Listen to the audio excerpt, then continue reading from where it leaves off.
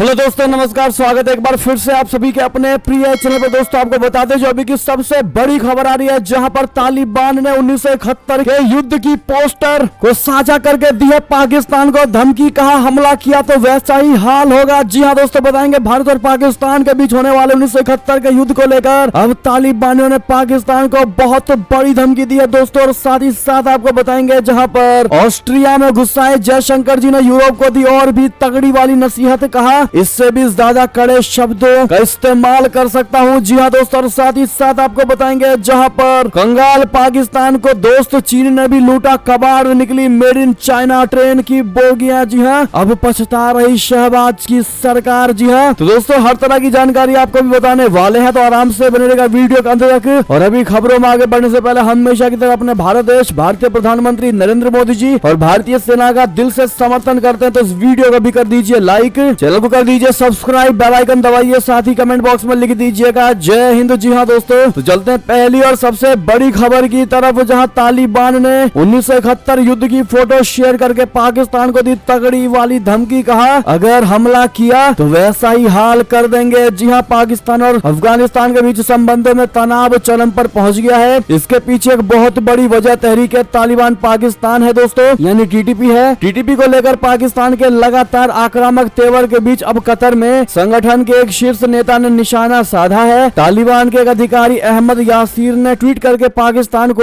1971 युद्ध की याद दिला दी है। यासीर ने कहा है कि अगर पाकिस्तान अफगानिस्तान पर हमला करता है तो इससे 1971 की लड़ाई दोहराई जाएगी। दरअसल दोस्तों, यासीर ने पाकिस्तान की गीदड़ भभकी पर उसे आईना दिखाते हुए 16 दिसंबर 1971 की एक तस्वीर पोस्ट करते हुए कहा है, आप ये तस्वीर देख पा रहे होंगे दोस्तों, और तस्वीर को शेयर करते हुए कहा है कि पाकिस्तानी सेना को एक और युद्ध हारने से बचने के लिए अफगानिस्तान से दूर रहना चाहिए। पाकिस्तानी सेना को 1971 के युद्ध में भारत के आगे सरेंडर करना पड़ा था। जी हाँ दोस्तों, आप सभी को बता दें कि पाकिस्तान की शहबाज शरीफ सरकार का आरोप है कि अफगानिस्तान टीटीपी आतंकवादियों को शरण दे रहा है। पाकिस्तान ने अफगानिस्तान में घुसकर टीटीपी का सफाया करने की भी चेतावनी दी थी। यासीर ने 16 दिसंबर 1971 की एक तस्वीर ट्वीट करके कहा है कि पाकिस्तान के गृह मंत्री जी, ये अफगानिस्तान है, गौरवान्वित सम्राटों की भूमि है, हम पर सैन्य हमले की सोचना भी मत, वरना भारत के सामने जिस तरह हथियार डाले थे उस शर्मनाक वाक्य को दोबारा दोहराया जाएगा। जी हाँ दोस्तों, अब ऐसे में अफगानिस्तान जैसे देश ने दोस्तों पाकिस्तान को इतनी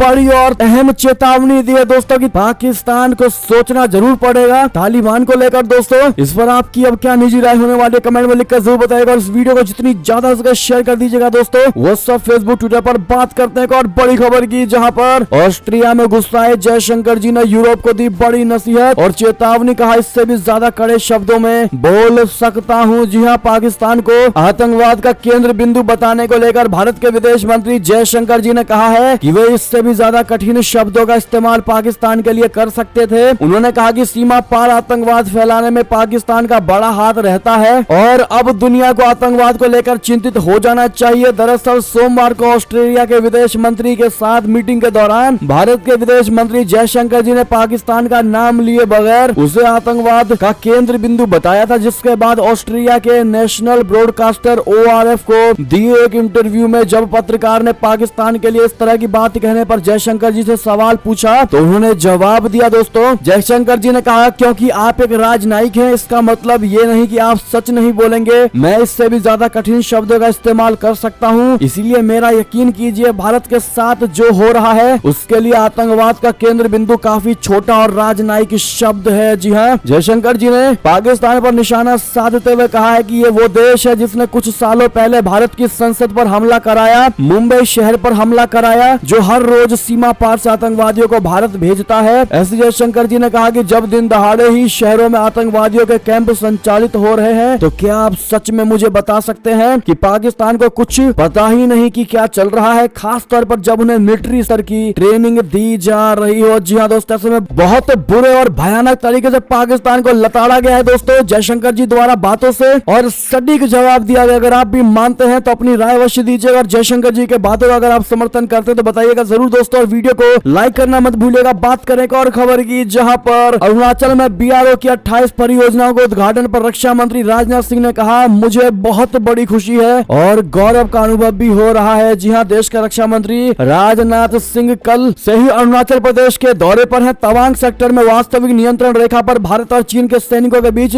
झड़प के 1 महीने बाद उनका ये पहला दौरा है। इस दौरे पर देश के रक्षा मंत्री राजनाथ सिंह जी ने कहा कि मुझे अरुणाचल प्रदेश, लद्दाख और मिजोरम के रिमोट और दुर्गम जगहों पर स्थित मेडिकल इंस्पेक्शन रूप में 3 टेलीमेडिसिन नोड्स का उद्घाटन करते हुए बेहद खुशी हो रही है। रक्षा मंत्री राजनाथ सिंह ने सियांग में कहा कि आज सीमा सड़क संगठन द्वारा देश के सीमावर्ती इलाकों में निर्मित 28 मूल ढांचा परियोजनाओं को राष्ट्र को समर्पित करते हुए मुझे बड़ी खुशी और गौरव का अनुभव हो रहा है। साथ ही BRO 2047 विजन दस्तावेज जारी करना भी मेरे लिए खुशी की बात है। हाल में BRO ने जिस भावना और गति के साथ विकास कार्य को अंजाम दिया है वो सराहनीय है। अधिक से अधिक सीमावर्ती क्षेत्रों को जोड़ने की योजना सरकार की प्राथमिकता में है ताकि वहां रहने वाले लोगों के विकास के साथ साथ उनमें व्यवस्था के प्रति विश्वास की भावना भी विकसित हो सके। जी हाँ दोस्तों, ऐसे में राजनाथ सिंह को आप लोग दोस्तों कांग्रेचुलेशन जरूर कह दीजिएगा। साथ ही साथ बात करते हैं एक और बड़ी खबर की, जहां कंगाल पाकिस्तान को दोस्त चीन ने भी लूटा। कबाड़ निकली मेड इन चाइना ट्रेन की बोगियां, पछता रही शहबाज सरकार। जी हाँ, कंगाल पाकिस्तान की रेलवे भी कंगाली की हालत से गुजर रही है और उसे चलाने के लिए पैसा तक नहीं है दोस्तों। और इस गंभीर आर्थिक संकट में पाकिस्तान को उसके दोस्त चीन ने भी बहुत बड़ा धोखा दे दिया है। पाकिस्तानी रेलवे ने चीन से 14 करोड़ 90 लाख डॉलर की बोगियों का आयात किया था ताकि उन्हें पाकिस्तान में दौड़ाया जा सके। ये बोगियां पाकिस्तानी रेलवे के ट्रैक पर ही चल नहीं पा रही है दोस्तों, जिससे उनकी क्षमता और गुणवत्ता पर बड़ा सवालिया निशान लग गया है। यही नहीं, पाकिस्तान रेलवे के उन अधिकारियों पर भी सवाल उठ रहे हैं जिन्होंने चीन जाकर इन बोगियों की जांच की थी और उसे पाकिस्तान के लिए अनुकूल बताया था। सूत्रों ने पाकिस्तानी अखबार एक्सप्रेस ट्रिब्यून को बताया है कि उन्हें अब करोड़ों रुपए इन चीनी बोगियों को पाकिस्तान में चलने लायक बनाने के लिए खर्च करना पड़ेगा। उन्होंने ये भी कहा है कि पाकिस्तान रेलवे की स्काई लाइन के लिए मरम्मत का काम शुरू कर दिया गया है। अधिकारियों ने यह भी बताया कि चीनी बोगियों के अंदर बहुत ही ज्यादा मोटी प्रेशर पाइप लगी है जिससे ब्रेक ठीक ढंग से नहीं लगेंगे और दुर्घटना होने का खतरा रहेगा। जी हाँ दोस्तों, इन सब समस्याओं को देखते हुए पाकिस्तानी प्रशासन ने चीनी बोगियों में अपने देश के अंदर 2.5 इंच की मोटी पाइप को लगाना शुरू कर दिया। ऐसे में दोस्तों,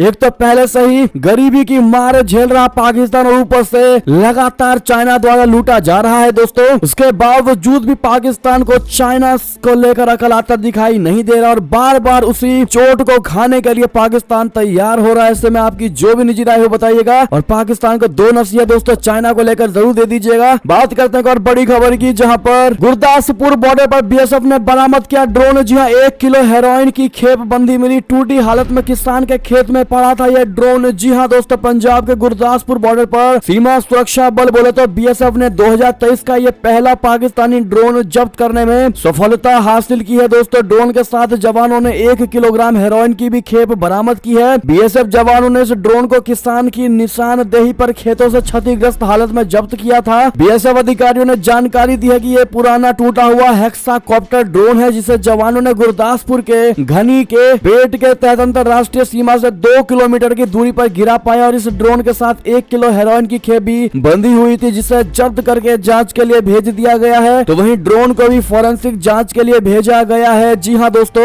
BSF अधिकारियों ने जानकारी दी है कि एक किसान ने अपने खेत में ड्रोन को गिरे देखा। ड्रोन बुरी तरह से टूटा हुआ था और मिट्टी से सना हुआ था जिसे जब्त कर लिया गया है और अगली कार्यवाही शुरू कर दी गई है। जी हाँ दोस्तों, ऐसे में पाकिस्तान लगातार दोस्तों भारत में ड्रोन भेजता जा रहा है और अपनी इन गलत हरकतों से बाज आता नहीं दिखाई दे रहा। दोस्तों, इस पर आपकी क्या राय होगी? साथ ही साथ एक और खबर की बात करें, जहां LAC पर भारत के विध्वंसक जंगबाज तैनात जिनपिंग ब्रिगेड की हर साजिश होगी अब नाकाम। जी हाँ दोस्तों, LAC से लेकर हिंद महासागर तक हिंदुस्तान के सुरक्षा कवच को अभेद्य बनाया जा रहा है। जिनपिंग ब्रिगेड की हर साजिश का मुंह तोड़ जवाब देने के लिए भारत ने ऐसे विध्वंसक जंगबाजों को तैनात करने का फैसला किया है जिससे LAC टू बीजिंग हड़कंप मचना तय है। भारत पहली बार टैक्टिकल ऑपरेशंस के लिए बैलिस्टिक मिसाइल को शामिल करने जा रहा है। जी हाँ दोस्तों, बड़े ही खुशखबरी की खबर है। ऐसे में प्रधानमंत्री नरेंद्र मोदी जी के लिए दोस्तों लॉन्ग लिव मोदी जी जरूर कह दीजिएगा। एक और खबर की बात करें, जहां नए साल में अमेरिका के दिए इस हथियार से यूक्रेन पड़ने लगा भारी अटैक में रशिया के 63 सैनिकों की मौत, भारी गोला बारूद तबाह। जी हाँ, रशिया यूक्रेन के बीच पिछले 10 महीने से जारी भीषण जंग अब 11वें महीने में पहुंच चुकी है। दोनों ओर से एक दूसरे पर वार प्रतिवार हो रहे हैं जिनमें अब तक हजारों लोग अपनी जानें गंवा चुके हैं। इसके बावजूद दोनों में से कोई भी देश झुकने को तैयार नहीं है। जी हाँ, पश्चिमी देशों से मिले हथियारों के बल पर अब यूक्रेन ने रशिया को ऐसी जगहों पर चोट पहुंचाना शुरू कर दिया है जिसके बारे में उसने पहले सोचा भी नहीं होगा और नहीं सोचा था। यूक्रेन के इस